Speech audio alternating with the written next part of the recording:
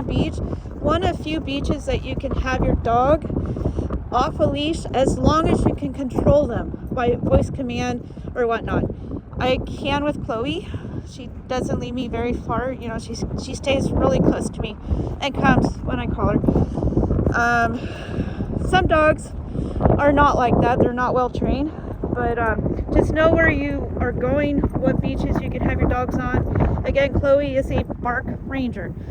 Anyway, please like, subscribe. As you can tell, it is very windy on the beach. And it's lunchtime.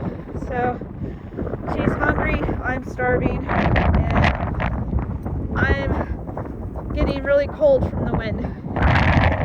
And Chloe, in her new pink sweater, it says Little Miss Attitude.